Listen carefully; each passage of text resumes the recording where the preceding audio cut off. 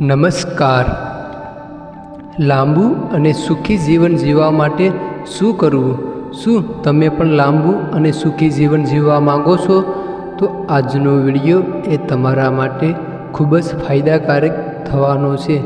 તો દરેક પુરુષ અને મહિલાને ખાવા પીવાની સાચી રીતની સમજ ખાસ જરૂર હોવી જોઈએ, અને આ આપણા અન્ય પરિવારના લોકો અને બાળકોને પણ સમજાવવી જોઈએ, જેનાથી તમે અને તમારા કુટુંબના લોકો લાંબુ અને સુખીપૂર્વક જીવન જીવી શકે. તો આજથી જ અપનાવો આ 25 જરૂરી વાતો. તો આજના વિડીયોમાં આપણે એવી વાતોની સમજ મેળવીશું કે જેમાં 100 વર્ષ જીવવાવાળા લોકોએ જણાવ્યું લાંબા જીવન જીવવાનું રહસ્ય. તો અપનાવો તેની આ આદતો. તમે દુનિયાની સૌથી મોંઘામાં મોંઘી વસ્તુ ખાવ તો જ સ્વસ્થ રહી શકો છો તેવું નથી, પણ તમારા ખાવાની આદત કેવી છે તેના પર તમારા સ્વાસ્થ્યનો આધાર રહે છે. તો ચાલો તમારા બધાનો કિંમતી સમય બગાડ્યા વગર વિડીયોની શરૂઆત કરીએ. તો પહેલું, સવારનો નાસ્તો ક્યારેય પણ છોડશો નહીં.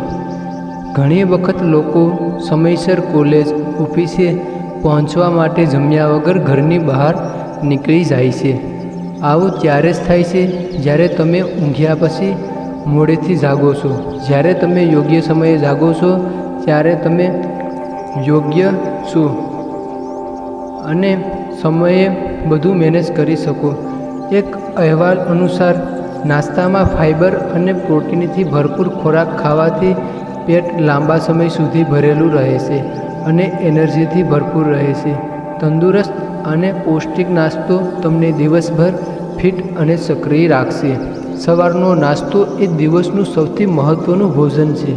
આવી સ્થિતિમાં સવારના નાસ્તામાં આખા અનાજ, બ્રેડ, ઓછી ચરબીયુક્ત દૂધ, ફળો, દહીં વગેરે ખાવા જોઈએ. બીજું, પુષ્કળ ઊંઘ લો. તમે કેટલી ઊંઘ લો છો તેના આધારે તમારો મૂડ અને સ્વાસ્થ્ય બરાબર રહેશે. જો તમારી ઊંઘનું સમયપત્રક ખરાબ હોય તો તમે આખો દિવસ સુસ્ત અને ચીડિયાપણું અનુભવશો. યોગ્ય ઊંઘ ન લેવાથી શારીરિક અને માનસિક સ્વાસ્થ્ય પર પણ નકારાત્મક અસર પડે છે. સ્વસ્થ જીવન જીવવા માટે દરરોજ 7 થી 8 કલાકની નીંદર લેવી ખૂબ જ જરૂરી છે, અને આખી રાત જાગવાનું તો ટાળી દો. ત્રીજું, તણાવમાં કે ચિંતામાં ના રહો. દરેક માણસના જીવનમાં ચિંતા અને તણાવ હોય જ છે. આ પ્રકારની પરિસ્થિતિને મેનેજ કરતા શીખો અને ચિંતાયુક્ત અને સ્ટ્રેસ ફ્રી રહો. લાંબુ જીવન જીવવા માટે સ્ટ્રેસ ફ્રી એટલે ચિંતા ના લેવી એ ખૂબ જ જરૂરી છે. જો તમે આખો દિવસ કોઈને કોઈ વાતને લઈને તણાવમાં રહેશો તો તેનાથી તમારા માનસિક સ્વાસ્થ્યને ઘણું નુકસાન થઈ શકે છે. જ્યારે તમારું માનસિક સ્વાસ્થ્ય પ્રભાવિત થાય છે ત્યારે તે એકંદર શારીરિક સ્વાસ્થ્યને સીધી અસર કરે છે, જે ઘણા રોગોને જન્મ આપી શકે છે. આવી સ્થિતિમાં તણાવ, ચિંતા જેવી સમસ્યાઓથી પોતાને બચાવો. ચોથું, ખાવાનું ઓછું રાખવું જોઈએ. સ્વસ્થ રહેવા માટે જરૂરી નથી કે તમારે વધારે ખાવું, પણ તમારી પ્લેટમાં ઓછો પણ યોગ્ય પૌષ્ટિક આહાર હોવો જોઈએ. સૌથી વધારે આયુષ્યવાળા લોકો એક વારમાં 3 થી 4 અંશ જેટલું ખાય છે, જે કાળના ડેકનું કદ જેટલું થાય છે. પાંચમું, ભૂખ ન લાગે તો પણ જરૂર ખાઈ લેવું. ભૂખ એ વાતનો સંકેત છે કે તમારું પાછળનું જમવાનું સારી રીતે પચી ચૂક્યું છે. જ્યારે તમે ભૂખ લાગ્યા વિના ખાવશો તો તમારા લીવર અને તમે જરૂરિયાત કરતાં વધુ બોજ નાખો છો. ભૂખ લાગ્યા વગર ખાવું અને ભૂખ હોય તો પણ ન ખાવું, બંને બાબતો નુકસાનકારક છે. છઠ્ઠું, લીંબુનો અને કાકડીનો રસ. લીંબુ અને કાકડીના રસમાં આયુર્વેદિક ગુણ હોય છે. તેનાથી ઘણી પ્રકારની મુશ્કેલીઓનો ઉકેલ આવી શકે છે. આ બંને સ્ટ્રેચ માર્ક્સ પર પણ અસરકારક છે. બંનેને સમાન ભાગોમાં મેળવીને સ્ટ્રેચ માર્ક્સ પર લાગુ કરો. દરરોજ 10 થી 15 મિનિટ લગાવ્યા બાદ ધોઈ નાખવાથી થોડા દિવસોમાં માર્ક્સ આછા થઈ જાય છે. સાતમું, દરરોજ સવારે વહેલા ઉઠો. જો તમે મોડા રાત સુધી જાગ્યા પછી મોબાઈલ પર ગેમ રમતા રહો છો, ટીવી જોતા રહો છો, તો સૌથી પહેલાં આ ટેવ છોડી દો. આનાથી તમારી આંખોનું સ્વાસ્થ્ય તો બગડે છે, પરંતુ તમને પૂરતી નીંદ કે ઊંઘ પણ નહીં લઈ શકો, જેના લીધે તમે બીજા દિવસે સુસ્તી, આળસ જેવી લાગણી અનુભવશો. આ કારણે તમે તમારું કામ યોગ્ય રીતે નહીં કરી શકો. તો સૂવાનો અને જાગવાનો યોગ્ય સમય નક્કી કરો અને તે મુજબ તમારા બધા કામ પૂરા કરો. યોગ્ય સમયે રાત્રિ ભોજન કરો, થોડી વાર વોકિંગ કરો અને પછી સૂઈ જાઓ. આનાથી સવારે 6 વાગ્યે તમારી ઊંઘ આપોઆપ તૂટી જશે અને તમે તાજગી અનુભવશો. 8. હંમેશા તંદુરસ્તીવાળો ખોરાક લો. સ્વસ્થ રહેવા માટે સ્વસ્થ આહાર લેવો ખૂબ જરૂરી છે. સંતુલિત આહાર લેવાથી શરીરને બધા જ પ્રકારના પોષક તત્વો મળે છે, જેના કારણે તમામ અંગો સારી રીતે કાર્ય કરે છે. તમે શરીર અને મનથી ફિટ રહેશો. 9. ભોજન સમયે 80% નિયમનું પાલન કરો. આનો અર્થ એ થાય કે જમતી વખતે તમને લાગે કે તમારું 80% પેટ ભરાઈ ગયું છે, તો જમવાનું બંધ કરી દો. વાસ્તવમાં ભૂખ ન લાગવી અને પેટ ભરેલું લાગવું વચ્ચે 20%નો તફાવત હોવો જોઈએ. આ વજન ઘટાડવામાં પણ મદદ કરી શકે છે. આ વાતની સૌને જાણ છે કે વધતી સ્થૂળતા ઘણા ગંભીર રોગોને પણ જન્મ આપી શકે છે. 10. જેમ જેમ દિવસો વધે તેમ ખાવાનું ઓછું કરી દો. એવું માનવામાં આવે છે કે જેમ જેમ દિવસો પસાર થતા જાય છે તેમ લોકોના શરીરે ઓછી કેલેરી લેવી જોઈએ. આ લોકો સાંજે સૌથી ઓછું ખાય છે, મોડી રાત્રે કંઈ પણ નથી ખાતા. તમારે તમારા દિવસની શરૂઆતમાં મોટું ભાણું જમવું જોઈએ, નહીં કે રાતે સૂતી વખતે. 11. કસરત કરવી એ ખૂબ જરૂરી છે. માત્ર જીમમાં જવું અને વર્કઆઉટ કરવું પૂરતું નથી.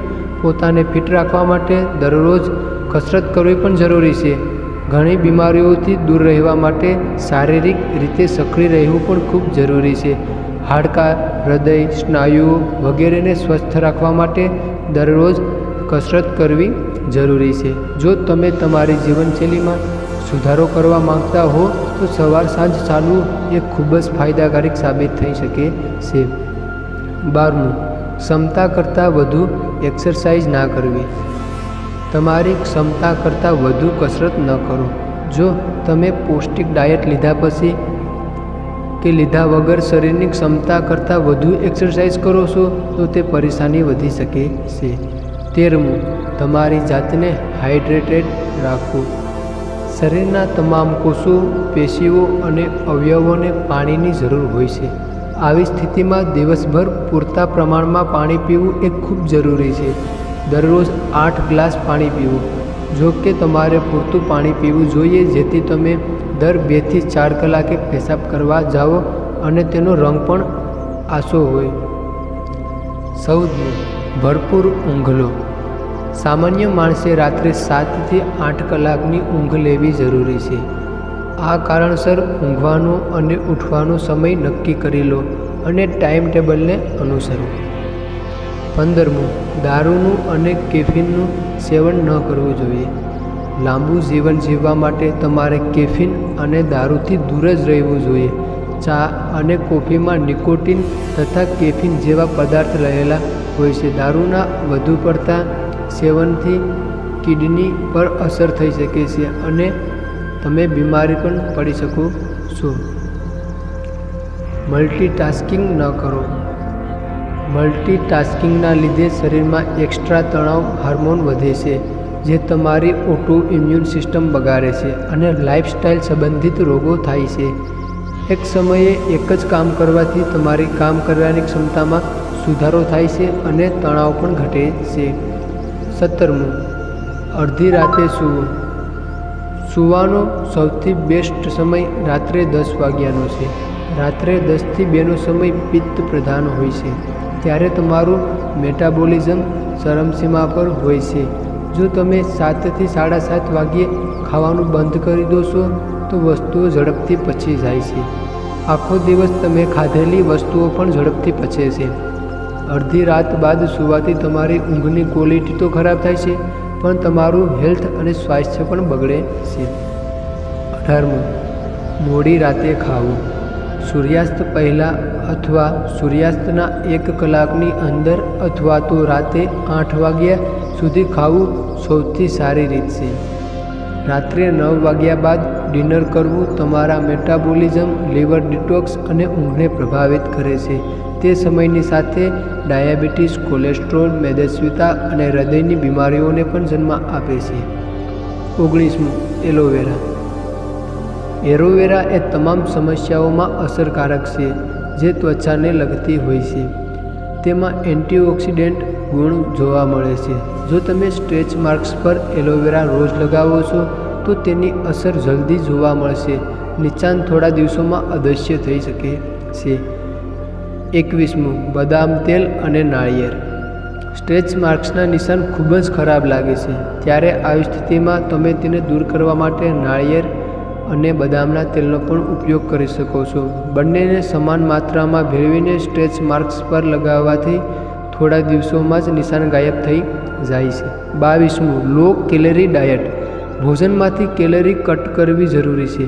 જો તમે વર્કઆઉટ કરીને કેલરી બર્ન કરી રહ્યા છો અથવા ઓછી કેલરીયુક્ત ભોજન કરો છો તો તમે અધિક ઉંમર સ્વસ્થ રહી શકો છો અને લાંબુ જીવન પણ જીવી શકો છો. 22. એક્ટિવ રહો. હંમેશા માણસને એક્ટિવ રહેવું જરૂરી છે. શારીરિક રીતે એક્ટિવ રહો તો શરીરનું તમામ અંગ સ્વસ્થ અને મજબૂત રહે છે, જેના કારણે તમને યોગ્ય ઊંઘ આવશે અને સ્ટ્રેસ ફ્રી અને ચિંતામુક્ત પણ તમે રહેશો. 24. કઠોળ જરૂર ખાવા જોઈએ. કઠોળ એ એક ચમત્કારી ભોજન છે. એમ માનવામાં આવે છે કે નિયમિત રૂપે તમે અલગ અલગ પ્રકારના કઠોળનું સેવન કરો તો તમારું સ્વાસ્થ્ય સારું રહેશે. આ કઠોળમાં બીન્સ, બ્લેક બીન્સ અને સોયાબીન અને દાળનો પણ સમાવેશ થાય છે. યોગ્ય ખાનપાનની મદદથી તમે 100 વર્ષ સુધી જીવી શકો છો, પરંતુ તમને એ ખબર હોવી જોઈએ કે તમારે શું, ક્યારે અને કેટલું ખાવું છે. ખાવા પીવા સાથે જોડાયેલા આ નિયમનો સીધો ફાયદો તમારા શરીરને થાય છે. 24. માંસનું ઓછું સેવન કરવું જોઈએ. આ વાતને નિષ્ણાતો પણ માને છે કે માંસને બદલે પ્લાન્ટ બેસ્ડ ડાયટ લેવાથી શરીર લાંબા સમય સુધી તાકાતવર રહે છે. આ લોકો મહિનામાં સરેરાશ 5 વાર જ માંસ ખાય છે. તો આપણે મહિનામાં સરેરાશ 5 વાર ઓછામાં ઓછું માંસ ખાવું જોઈએ. 25. હંમેશા ખુશ રહો. દરેક વ્યક્તિએ શારીરિક રીતે સ્વસ્થ હોવાની સાથે સાથે માનસિક રીતે પણ સ્વસ્થ હોવું જરૂરી છે. આ કારણોસર હંમેશા ખુશ રહો, સોશિયલી એક્ટિવ રહો અને વાતચીત તો કરતા જ રહો. આમ ગમે એવી પરિસ્થિતિમાં પણ ખુશ રહેવું જોઈએ. તો મિત્રો, વિડીયોનો અંત કરતાં જો તમે કોઈ આ વિડીયો વિશે કંઈ કહેવા માંગતા હોય તો વિડીયોની નીચે કોમેન્ટ બોક્સમાં અવશ્ય બતાવતા જજો. તો દરેકને પોતાની કુળદેવી માતાનું નામ મનમાં સ્મરણ કરી અને જો તમને સારું લાગે તો વિડીયોની કોમેન્ટ બોક્સમાં પોતાની કુળદેવી માતાનું નામ અવશ્ય લખતા જજો. તો મિત્રો, જો તમને આ વિડીયોમાંથી કંઈ પણ માહિતી મળી હોય તો વિડીયોને લાઈક કરી દેજો અને જો તમે આવી સારી માહિતી જાણવા માંગતા હોય તો અમારી ચેનલને સબસ્ક્રાઈબ કરી દેજો. તો બધા મિત્રો અને તમારા પરિવારજનો અને માતા પિતા સાથે ખુશીથી જીવન જીવો તેવી ભગવાનને અમારી પ્રાર્થના છે. તો ચાલો હવે આવા નવા વિડીયો સાથે પાછા મળશું. તો તમામ મિત્રોને જય શ્રી કૃષ્ણ. હર હર મહાદેવ.